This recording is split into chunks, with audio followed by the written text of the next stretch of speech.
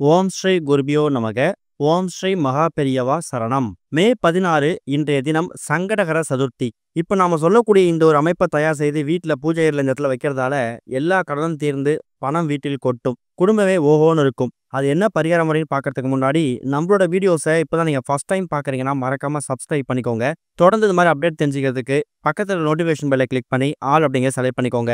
இப்போ என்னென்ன பொருட்களை எப்படி பயன்படுத்தணும் அப்படிங்கிற பற்றி தெளிவாக தெரிஞ்சுக்கலாம். நம்ம வாழ்க்கையில் வரக்கூடிய முக்கால்வாசி பிரச்சனைகளுக்கு காரணமாக இருக்கிறது பணம் தான். அந்த பண கஷ்டம் அப்படின்னு சொல்லக்கூடிய சங்கடத்துலேருந்து நம்மளை வெளிவரக்கூடிய தினம் தான் வெள்ளிக்கிழமையோடு சேர்ந்து வந்திருக்கக்கூடிய இந்த ஒரு சங்கடகர சதுர்த்தி. பணத்துக்கு அதிபதியாக இருக்கக்கூடிய சுக்கிர பகவான் கொடுக்கக்கூடிய அந்த சங்கடம் இருக்குல்ல, அதுலேருந்து விடுபடணும்னா இன்றைய தினம் நீங்க ஒரு சில பூஜை முறைகளை நீங்க உங்க வீட்டுல செய்யணும். பொதுவா சங்கடகர சதுர்த்தி அப்படிங்கிறதே விசேஷம்தான். சங்கடங்களை வேரோடு அறுக்கக்கூடிய சதுர்த்தி இந்த ஒரு சங்கடகர சதுர்த்தி. முதல்ல இந்த சங்கடகர சதுர்த்தி அப்படிங்கிறத நம்ம சரியா உச்சரிக்கணும். நிறைய பேர் மொட்டையா சங்கட சதுர்த்தின்னு சொல்றாங்க. அப்படி சொல்லும் போது உங்களுக்கு சங்கடங்கள் தான் வந்து சேரும். முழுமையா சங்கடகர சதுர்த்தி அப்படிங்கிறத முழுமையா உச்சரிச்சாலே நம்மளோட பாதி சங்கடங்கள் விலகி ஓடிடும். கடவுள்கள்லயே ரொம்ப எளிமையான கடவுள் விநாயகப் பெருமான். நீங்க என்ன பொருளா விநாயகப் பெருமானை பிடிச்சு வைக்கிறீங்களோ அதுல அமர்ந்து அருள்பாலிக்கக்கூடியவர். மாட்டு சாணமா இருக்கட்டும், சந்தனமா இருக்கட்டும், மஞ்சளா இருக்கட்டும், இவ்வளவு ஏன் களிமண்ணை பிடிச்சு வச்சு அதுக்கு மஞ்சள் குங்குமம் போட்டு வைத்து அருகம்புல் வைத்து வழிபாடு செஞ்சா கூட அதுல விநாயகப் பெருமான் அமர்ந்து உங்களுக்கு அருள்பாலிப்பாரு. நின்ன இடத்துல இருந்தே விநாயகப் பெருமானே மனதான் நினைச்சுக்கிட்டு பிரச்சனை வரும்போது அவரை கூப்பிட்டீங்கன்னா ஓடி உதவக்கூடியவர். அப்பேற்பட்ட சக்தி வாய்ந்த விநாயகப் பெருமானை வணங்குறதுக்கு பல விரதங்கள் வந்திருந்தாலும் மாதம் மாதம் வரக்கூடிய இந்த ஒரு சங்கடகர சதுர்த்தி ரொம்ப விசேஷமானது. முதல்ல சங்கடகர சதுர்த்தி இன்றைய தினம் எத்தனை மணிக்கு ஆரம்பிச்சு எத்தனை மணிக்கு முடியுது அப்படின்னு நீங்க தெரிஞ்சுக்கணும். இன்னைக்கு அதிகாலை 3 மணி 6 நிமிஷத்துக்கெல்லாமே சதுர்த்தி திதி பிறந்துருச்சு. அது மறுநாள் அதிகாலை 3 மணி 34 நிமிஷம் வரைக்கும் இருக்கு.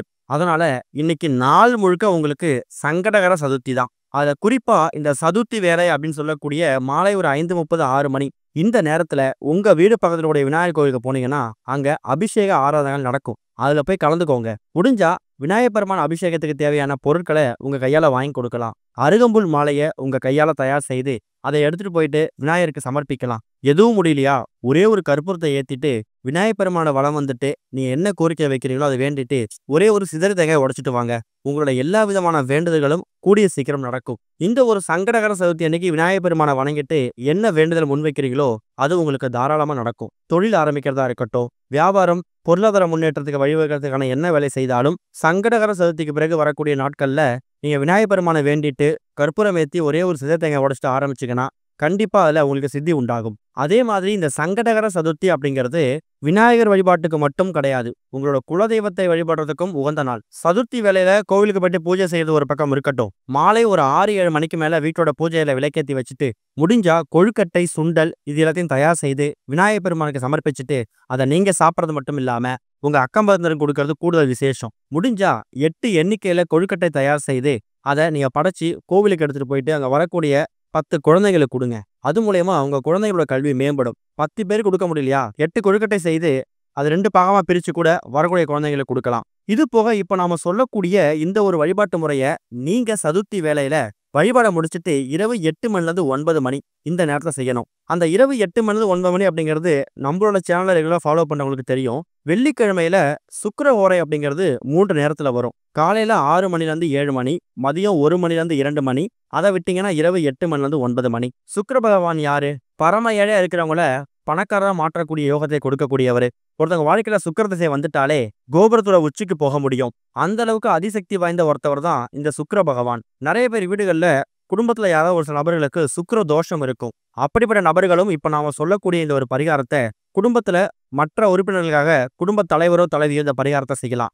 ஆண்கள், பெண்கள், குழந்தைகள்னு சொல்லி யாரு வேணாலும் இந்த பரிகாரத்தை செய்யலாம். எந்த விதமான கட்டுப்பாடுகளும் கிடையாது. இதுக்கு நீங்க பயன்படுத்தக்கூடிய பொருட்கள் மொத்தமா 3 பொருட்கள் தான். அதுல முதல் முக்கியமான பொருள் செம்பருத்தி இலை.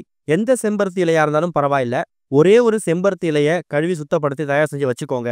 அதுக்கப்புறமா 1 ஸ்பூன் இல்ல ஒரே ஒரு கைப்பிடி அளவு வெள்ளை மொச்சை. இந்த வெள்ளை மொச்சை அப்படிங்கிறது சுக்கிர பகவானுக்கு உகந்த ஒரு தானியம். நம்ம முன்னாடியே சொன்ன மாதிரி குடும்பத்துல யாராவது நபருக்கு சுக்கிரதோஷம் இருக்குன்னா வெள்ளிக்கிழமை சின்னதா கிண்ணத்துல வெள்ளை மொச்சைய சுக்கிரஹோரையில வச்சு படைக்கிறது குடும்பத்திற்குரிய அந்த சுக்கிரதோஷ தாக்கத்தை குறைக்கும். அது மூலமா ஏற்கனவே தாக்கம் ஓங்கி விழாம தாங்கி விழும். அப்பேற்பட்ட சக்தி வாய்ந்த சுக்கிர பகவானுக்கு உகந்த அந்த வெள்ளை மொச்சை இருக்குல்ல, அதை எடுத்து வச்சுக்கோங்க. அது கூட ஒரே ஒரு சில்லறை நாணயம். இந்த சில்லறை நாணயம் அப்படிங்கிறதும் சுக்கிர பகவானுக்கு உகந்தது தான். இப்ப சொல்லக்கூடிய பொருட்கள் எல்லாமே உங்க வீட்ல ரொம்ப எளிதா இல்லைன்னா உடனே தயார் பண்ணக்கூடிய பொருட்கள் தான். மாலை 6-7 மணிக்கு மேல நீங்க உங்க சதுர்த்தி வேலைக்கான எல்லா பூஜையும் முடிச்சிடுங்க. கோவிலுக்கு போயிட்டு வந்துருங்க. இரவு சரியா 8 மணிலேருந்து 9 மணி இந்த 1 மணி நேரத்தை தவற விட்டுறாதீங்க. வீட்டோட பூஜை அறையில விளக்குகள்லாம் எரியட்டும். அந்த நேரத்துல விநாயகப் பெருமான் போட்டோ சிலைக்கு முன்னாடி இப்ப நாம தயார் பண்ணி வைத்திருக்கக்கூடிய அந்த செம்பருத்தி இலை இருக்குல்ல, அதை வச்சு அதுக்கு நடுவுல வெள்ளை மொச்சைய பரப்பிக்கணும்.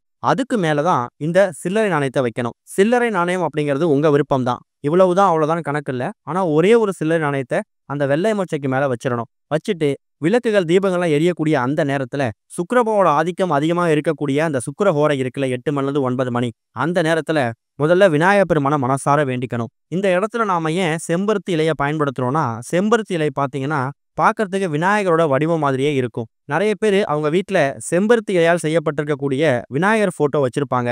அந்த அளவுக்கு சக்தி வாய்ந்த ஒரு பொருள் இந்த ஒரு செம்பருத்தி இலை. விநாயகர் வழிபாட்டுக்கு முக்கியத்துவம் கொடுக்கக்கூடிய பொருட்கள்ல இந்த செம்பருத்தி இலையும் ஒன்று. அதுக்கு நடுவுல வைத்திருக்கக்கூடிய அந்த வெள்ளை மொச்சையும் அந்த சில்லறை நாணயமும் சுக்கிர பகவான் ஆதிக்கம் நிறைந்த பொருட்கள். இப்படி எல்லா பொருட்களும் ஒன்று சேர்ந்து அந்த சுக்கிர ஹோரையில 8 மணிலேருந்து 9 மணி அந்த நேரத்துல இணையும் போது உங்க குடும்பத்துக்கே சுக்கிர திசை அடிக்கும். இதுவரைக்கும் வாழ்க்கையில இருந்துட்டு இருந்த எல்லா விதமான கெடுதல்களும் நீங்கிடும். அந்த அமைப்பை விநாயகப் பெருமான் போட்டோ முன்னாடி வச்சுட்டு கடன் பிரச்சனை, பொருளாதார பிரச்சனை, தொழில வியாபாரத்துல நஷ்டம், நீங்க பார்க்கக்கூடிய வேலையில சரியான முன்னேற்றம் இல்ல, எவ்வளவோ திறமையை போட்டும் அதுக்கான அங்கீகாரம் கிடைக்க மாட்டேங்குது. இது மாதிரி எந்த குறையா இருந்தாலும் விநாயகப் பெருமான் கிட்ட அந்த செம்பருத்தி இலையையும் வெள்ளை மொச்சை அது கூட சில்லறை நாணயத்தை வச்சுட்டு மனசார வேண்டிக்கிட்டு, கூடவே சுக்கிர பகவானை மனசார வேண்டிக்கிட்டு, எங்க குடும்பத்துல சுக்கிர திசை அடிக்கணும், சுக்கிர பார்வை எங்க மேல விழணும், எங்க குடும்பத்துல யாருக்காவது சுக்கிர தோஷம் இருந்துச்சுன்னா அதுக்கு நிவர்த்தி கிடைக்கணும்னு சொல்லி என்னென்ன வேண்டுதலை வைக்க முடியுமோ அது எல்லா வேண்டுதலையும் அந்த வெள்ளை மொச்சையை பார்த்து சொல்லுங்க. அதுக்கப்புறம் நீங்க உங்களோட அன்றாட வேலை பார்க்கலாம். இரவு சாப்பிட்டுட்டு தூங்க போறதுக்கு முன்னாடி விளக்கெல்லாம் குளிர வச்சிடுங்க. செம்பருத்தி இலை மீது வைத்திருக்கக்கூடிய அந்த வெள்ளை மொச்சை சில்லறை நாணயம் இந்த ஒட்டுமொத்த அமைப்பும் சதுர்த்தி இரவு முழுக்க, அதாவது வெள்ளிக்கிழமை இரவு முழுக்க அது அப்படியே இருக்கட்டும். அதிகாலை 3 மணி 34 நிமிஷத்துக்கு தான் சதுர்த்தி தேதி முடியுது. நீங்க உங்க தூங்கி எழுந்ததுக்கு அப்புறமா காலைல முதல் வேலையா குளிச்சுட்டு அந்த வெள்ளை மொச்சையை எடுத்து உங்க வீட்டு மொட்டை மாடிக்கு வரக்கூடிய காக்கை குருவிகளுக்கு தானமா போட்டுருங்க. அந்த ₹1 சில்லறை நாணயம் ஏதாவது வச்சிருப்பீங்கல்ல, அந்த சில்லறை நாணயத்தை மட்டும் அடுத்ததா கோவிலுக்கு போகும்போது விநாயகர் உண்டியல்ல போட்டுருங்க. அந்த செம்பருத்தி இலைய உங்க வீட்ல நீங்க பயன்படுத்தக்கூடிய நோட்டு புத்தகம் இல்ல டைரி இருக்குல்ல, அதுல ஏதாவது ஒரு இடத்துல அந்த நோட்டுக்கு நடுவுல ஏதாவது ஒரு பக்கத்துக்கு நடுவுல கூட அந்த செம்பருத்தி இலையை நீங்க பத்திரப்படுத்தி வச்சுக்கலாம். அது காய்ந்து போகும்போது மட்டும் தண்ணியில விட்டுட்டு மறுபடியும் அடுத்த சங்கடகர சதுர்த்திக்கு இதே மாதிரி செம்பருத்தி இலையை தயார் செய்து நீங்க பூஜை செஞ்சுக்கலாம். ஆனா அடுத்த சங்கடகர சதுர்த்தி வெள்ளிக்கிழமையில வருமா அப்படிங்கிறது அந்த மாதத்தை பொறுத்து. அடுத்ததா வரக்கூடிய ஏதாவது ஒரு சங்கடகர சதுர்த்தி அன்னைக்கு மட்டும் கூட நீங்க இலையை மாத்திக்கலாம். மற்றபடி இந்த ஒட்டுமொத்த அமைப்பையும் தயார் செய்து சுக்கிர ஹோரையில விநாயகப் பெருமானையும் சுக்கிர பகவானையும் வணங்கும் போது பலவிதமான நன்மைகள் ஏற்படும். குடும்பத்துக்கே சுக்கிர திசை அடிக்கும். ஓம் ஸ்ரீ குருபியோ நமக. ஓம் ஸ்ரீ மகா பெரியவா சரணம்.